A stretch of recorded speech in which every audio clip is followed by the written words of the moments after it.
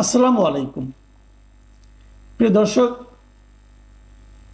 যতই দিন যাচ্ছে আমরা নির্বাচনের দিকে অগ্রসর হচ্ছি, আর যতই আমরা নির্বাচনের দিকে অগ্রসর হচ্ছি ততই যেন দেখছি যে নির্বাচনে যারা অংশ নিচ্ছেন সেই দলগুলোর মধ্যে যে আপনার অভিযোগ পাল্টা অভিযোগ, অনেকটা আমরা কাদা ছোড়াছুড়ির মতোই মনে করতে পারি। এই ধরনের অভিযোগ পাল্টা অভিযোগ আমরা দেখতে পাচ্ছি এবং সেটা ধীরে ধীরে তীব্র থেকে তীব্রতর হচ্ছে। আপনাদের মনে আছে যে কিছুদিন আগে, এই কয়েকদিন আগের কথা বলছি, তথ্য বিষয়ক উপদেষ্টা মাহফুজ আলম একটা অনুষ্ঠানে গিয়েছিলেন এবং সেখানে যে উনি বলেছিলেন যে কিভাবে প্রশাসনের এবং বিভিন্ন প্রতিষ্ঠানের শীর্ষ পদগুলিতে, গুরুত্বপূর্ণ পদগুলিতে বিএনপি এবং জামায়াতে ইসলাম তারা দখল করে নিয়েছিল। এটা কিন্তু উনি বলেছিলেন, একদম স্পষ্ট করে বলেছিলেন যে তারা কেমনে নিয়ে গেছে। গুরুত্বপূর্ণ পদ কি? বিভিন্ন সচিবালয়ে বিভিন্ন গুরুত্বপূর্ণ পদ, ডিসির যে পোস্টগুলো সেগুলো, অথবা ইউনিভার্সিটির বিভিন্ন পোস্টগুলো, অথবা নানা ধরনের সরকারি প্রতিষ্ঠানের যে পোস্টগুলো সেগুলোতে নিজেদের লোককে বসানোর একটা প্রতিযোগিতা ছিল। এবং সেই প্রতিযোগিতায় কে জিতেছে বলা বড় কঠিন। এই কারণে আমি দুদিক থেকে অভিযোগ শুনেছি। অনেকে বলেছেন যে বিএনপিরা বেশি দখল করার চেষ্টা করেছে ওই চাঁদাবাজির যেখানে টাকা নগদ যেখান থেকে ইনকাম হয় সেরকম জায়গাগুলো, আর জামাত স্ট্র্যাটেজিক্যালি অগ্রসর হয়েছিল। এরকম কথা শুনেছি আমরা বিভিন্ন সময়। এবারে আমরা দেখলাম নির্বাচনের আগে, নির্বাচনের সময়তে পদগুলো খুব গুরুত্বপূর্ণ। কোন পদে কে থাকবে, কীভাবে প্রভাব বিস্তার করবে, এগুলো কিন্তু খুবই গুরুত্বপূর্ণ। এবং এই জন্য এই পদগুলিতে কে কোনটা দখল করছে এটা জেনে অভিযোগ পাল্টা অভিযোগ। আমরা সর্বশেষ যেটা শুনলাম আজকে জামায়াতের পক্ষ থেকে একটা কঠিন অভিযোগ উঠেছে, কিন্তু খুব কঠিন অভিযোগ। সেই অভিযোগটা আজকে দুপুরে ওনাদের একটা প্রোগ্রাম ছিল। ওনারা তো 5 দফা দাবি নিয়ে আন্দোলন করছেন, এটা তো আপনারা জানেনই। সে 5 দফা নিয়ে আলোচনা আমরা একাধিকবার করেছি, প্রয়োজনে আরও করতে হবে হয়তো আগামীতে। সেখানে এই যে গণভোট আছে, পিআর পদ্ধতিতে নির্বাচন আছে, এগুলো নিয়ে তারা 5 দফা দাবি তারা দিয়েছে। সেই দাবির জন্য তারা যে মানববন্ধন করেছিল, একটা মানববন্ধন আপনার মৎস্য ভবনের মোড়ে থেকে হয়েছিল। এখানে উপস্থিত ছিলেন তাদের নায়েবে আমির সৈয়দ আবদুল্লাহ মোহাম্মদ তাহের। তিনি সেখানে বলেছেন তার যে অভিযোগটা, যে সৎ এবং নিরপেক্ষ লোকদেরকে বিভিন্ন গুরুত্বপূর্ণ জায়গায় পদায়ন করার জন্য তাদের একটা অনুরোধ ছিল। উপদেষ্টারা কিন্তু সেটা শুনে নাই, বরং উপদেষ্টা নাকি ষড়যন্ত্র করে তারা কি বলেছে সেগুলি নাকি তাদের কাছে আবার ভয়েস রেকর্ডও আছে, টেলিফোন তাদের কণ্ঠের রেকর্ড তাদের কাছে নাকি আছে জামাতের কাছে, যে সেখানে তারা কীভাবে জামাতের বিরুদ্ধে, যেহেতু ষড়যন্ত্র অতএব জামাতের বিরুদ্ধে দিতে হবে, যেহেতু জামাতের নেতা অভিযোগ করতেছেন। জামাতের নেতা তো আর জামাতের পক্ষের ষড়যন্ত্রগুলো বলবেন না, এই জামাতের বিপক্ষে গিয়েছি বলে উনি বলছেন। এবং এই ষড়যন্ত্রের মূল ব্যাপারটা কি? মূল ব্যাপারটা হলো, কয়েকদিন আগে আপনারা জানেন যে জনপ্রশাসন মন্ত্রণালয়ের যিনি সচিব, সেই পদে পরিবর্তন হয়েছে। আগে যিনি ছিলেন মোখলেসুর রহমান, ওনাকে এখান থেকে সরিয়ে দেওয়া হয়েছে, সরিয়ে নতুন একজন সচিবকে নিয়োগ দেওয়া হয়েছে।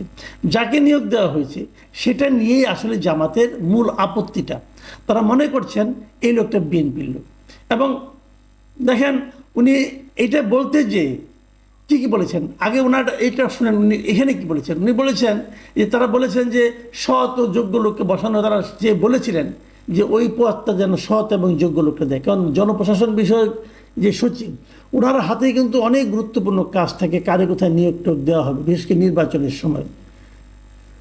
তো সেখানে তাহের সাহেবের বক্তব্য আমরা বিস্ময়ের সঙ্গে লক্ষ্য করছি, আমাদের সঙ্গে কথা বলার একদিন পরেই এমন এক ব্যক্তিকে সেখানে নিয়োগ করা হয়েছে যার অতীতের দুর্নীতির ইতিহাস অনেক লম্বা। সে একটি দলের প্রতি পরিপূর্ণভাবে অনুগত এবং বিভিন্ন সময়ে একটি বিশেষ দলের ছাত্র ও রাজনৈতিক সংগঠনের বিভিন্ন পোর্টফোলিওতে দায়িত্ব পালন করেছে। এই হলো তাদের অভিযোগ, যে এই লোকটা একসময় একটি বিশেষ দল, মানে বোঝা যাচ্ছে বিএনপি কথা বলা হচ্ছে, তাদের বিভিন্ন অঙ্গ সংগঠন এবং তাদের মূল দলেও নাকি তার একটা পোর্টফোলিও ছিল বলে তাহের সাহেব অভিযোগ করেছেন। এখন এই অভিযোগটা করতে যে এর সঙ্গে নাকি আপনার উপদেষ্টারা 4 জন না 5 জন উপদেষ্টা, ওনার বলে আমি স্পষ্ট করে ওনাটা পড়ে শোনাই। উনি বলেছেন সরকারের 4 থেকে 5 জন উপদেষ্টা একটি বিশেষ দলের পক্ষে সব নিয়োগকে নিয়ন্ত্রণ করে একটি দলের দলীয় সরকারে পরিণত করার চেষ্টা করছে। মানে ওনাদের দাবি হলো যে এই সরকারটাকে একটা দলীয় সরকারে পরিণত করছে এই সরকার। কোন দলীয়? ওনার দল তো না, তাহলে বিএনপি দলীয়, তাই তো হবে।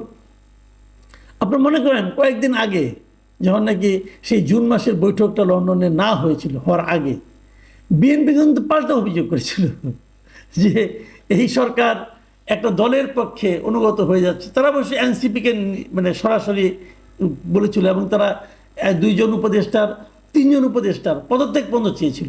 এই 3 জন উপদেষ্টাকে পদত্যাগ করতে হবে। ওই 3 জন উপদেষ্টাকে পদত্যাগ করেছেন না? করেনি, তারা এখন ওখানে আছেন। তাহলে দাঁড়ালোটা কি? যে একটা সরকার, এই সরকারের নিরপেক্ষতা নিয়ে এখন সবাই প্রশ্ন করছে। জামাত প্রশ্ন করছে, ইসলামী আন্দোলন প্রশ্ন করছে, বিএনপি প্রশ্ন করছে, এনসিপি তো আরও বেশি, ইদানিং তো এনসিপি আরও বেশি বিপ্লবী, তারাও সরকারের উপরে আনহেপে যে সরকার ঠিক মতো চলছে না। তাহলে এই সরকার একটা নিরপেক্ষ নির্বাচন কি করে করবে? কারণ এই সরকারটার উপর তো যে রাজনৈতিক দলগুলো অংশ নেবে তাদেরই আস্থা নাই, তারা সবাই তো অভিযোগ করছে। আর যেটা বেসিক কথা তো এখনো বলেই নাই, বেসিক কথা হলো, আচ্ছা আপনারা বলুন, জাতীয় পার্টি কি নির্বাচন করতে পারবে? জাতীয় পার্টিকে এই যে ঐক্যমত্য কমিশন, জাতীয় সংস্কার কমিশন, অমুক তমুক কত কিছু করতেছে, জাতীয় পার্টি, ওয়ার্কার্স পার্টি, জাসদ, এদেরকে কি ডাকা হয়?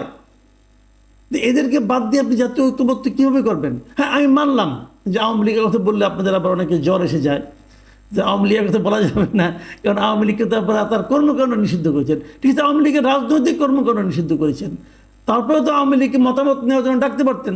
এটা তো রাজনীতি না, তারা তো এই দেশের নাগরিক। আপনি জাতীয় ঐক্যমত্য করবেন, সেই জাতীয় ঐক্যমত্য, ওরা কি জাতির অংশ না? আওয়ামী লীগের কি কিছু ভোটার নাই? আওয়ামী লীগের যা ভোটার আছে, আমি তো আপনাকে গ্যারান্টিতে বলি, বিএনপি ছাড়া বাদ বাকি সব দল মিলালে তো আওয়ামী লীগের সমান ভোট হবে না। আওয়ামী লীগের ভোটারদের যে কি কোনোই গুরুত্ব নেই এই নির্বাচনে। দেখেন, একটা নির্বাচন যখন হয়, সেই নির্বাচনে পার্টি কয়টা বলুন তো? পক্ষ কয়টা?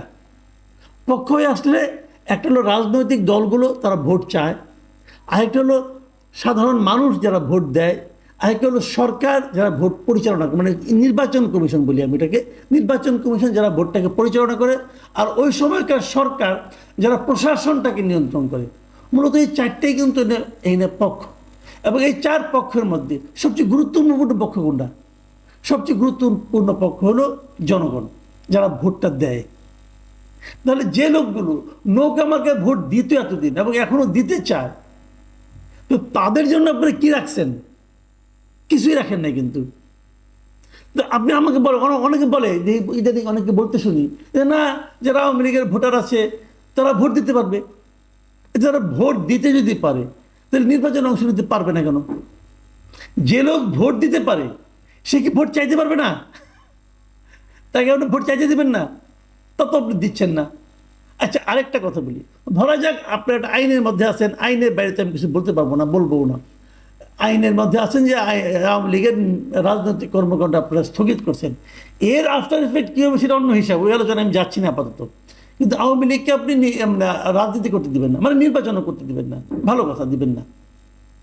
তাহলে আওয়ামী লীগের যারা লোক আছে, যারা নাকি আওয়ামী লীগ করতো, অথবা এখন তো তারা রাজনীতি করতে পারবে না, কিন্তু তারা আওয়ামী লীগের ব্যানার ছেড়ে যদি তারা স্বতন্ত্র নির্বাচন করতে চায়, সেটা কি দিবেন? এইটা নিয়ে কিন্তু কেউ কিছু বলে না।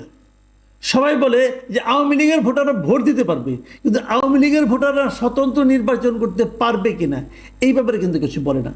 আমার কেন যেন মনে হয় এই সরকার তাও দিতে চায় না। কারণ যদি আওয়ামী লীগের কেউ যদি নির্বাচন করতে চায় স্বতন্ত্রভাবে, আমার মনে হয় তাকে মবের শিকার হতে হবে, আমার যে ধারণা। কারণ তারা তো ঘরে বাড়ি ঘরেই থাকতে পারে না, বিভিন্ন জায়গা থেকে তো খবর পাই। তাদের একটাই অপরাধ, সে একসময় আওয়ামী লীগ করতো, অথবা আওয়ামী লীগের সঙ্গে তারা জড়িত ছিল, অথবা আত্মীয় স্বজন আওয়ামী লীগ করে। এই অপরাধেও তাদেরকে বাড়ি ছাড়া, ঘর ছাড়া অনেক জায়গায় করা হয়েছে, লুটপাটের শিকার হতে হয়েছে। তাহলে তারা কীভাবে নির্বাচন করবে? এমন একটা উদ্ভট নির্বাচনের আয়োজন করে আমাদের সরকার প্রধান বলছেন এটা নাকি ইতিহাসের শ্রেষ্ঠ নির্বাচন হবে। এমন একটা নির্বাচন আপনারা দিচ্ছেন, এমন একটা সরকারের অধীনে নির্বাচনটা হচ্ছে, যে সরকারের উপর আওয়ামী লীগের তো আস্থা নাই, তো নাই, স্বাভাবিক, তারা তো ওদের নিষিদ্ধ করছে, আস্থা কীভাবে থাকবে? আওয়ামী লীগের যারা সহযোগী ছিল তাদের কথা বাদ দিলাম, জাতীয় পার্টি তাদেরও আস্থা নাই।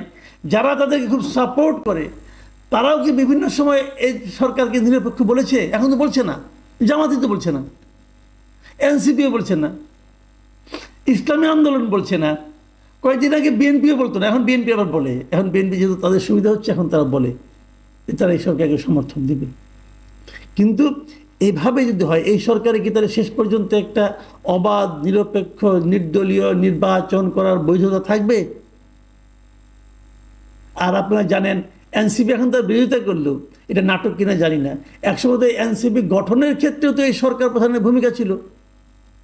উনি এমন এমন কথা বলেছেন যে সবাই এনসিপিকে কিংস পার্টি হিসাবে বলে। হয়তো কিংস পার্টির সেই লেবাসটা, সেই বদনামটা ঘুচানোর জন্য এখন তারা বিরোধিতা নাটক করছে, এটাও হতে পারে। সব মিলিয়ে যে নির্বাচনটা আগামীতে আসতে যাচ্ছে, সেই নির্বাচনটা কতটুকু অবাধ, সুষ্ঠু এবং গ্রহণযোগ্য হবে জাতীয়ভাবে এবং আন্তর্জাতিকভাবে, এটা নিয়ে কিন্তু আমার যথেষ্ট সন্দেহ আছে। আর এখনকার যে ক্রাইসিসগুলো, সেগুলি বা সরকার কীভাবে মেটাবে, সেটাও আমি বুঝতে পারছি না। প্রিয় দর্শক, এ নিয়ে আরও অনেক কথা হবে, আরও ধারাবাহিকভাবে আলোচনা চলবে। আপাতত একটা ইস্যু নিয়ে শুরু করলাম, এরপর আলাপ করব। ভালো থাকবেন আপনারা। আল্লাহ হাফিজ।